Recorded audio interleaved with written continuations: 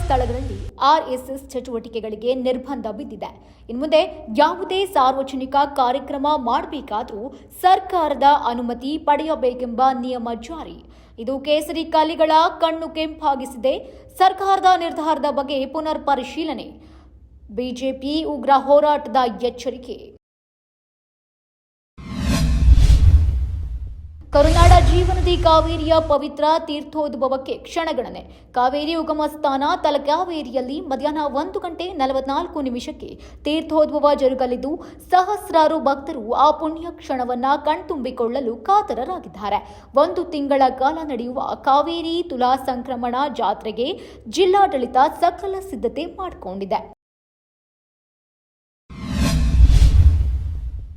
ಅನ್ನಭಾಗ್ಯ ಯೋಜನೆಯಲ್ಲಿ ಹೆಚ್ಚುವರಿಯಾಗಿ ನೀಡಲಾಗ್ತಾ ಇರುವ ಅಕ್ಕಿ ದುರ್ಬಳಕೆ ಆಗುತ್ತಿರುವುದನ್ನು ತಪ್ಪಿಸಲು ಎಣ್ಣೆ, ಬೇಳೆ, ಸಕ್ಕರೆ, ಉಪ್ಪು ಸೇರಿದಂತೆ 5-6 ಪದಾರ್ಥ ಇರುವ ಇಂದಿರಾ ಕಿಟ್ ವಿತರಣೆ ಮಾಡಲು ಸರ್ಕಾರ ಚಿಂತನೆ.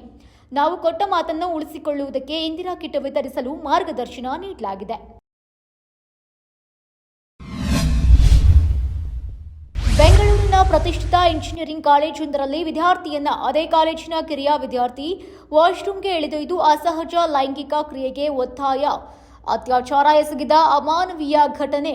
ಆರೋಪಿಯನ್ನ ಹನುಮಂತನಗರ ಠಾಣೆ ಪೊಲೀಸರು ಬಂಧಿಸಿದ್ದಾರೆ.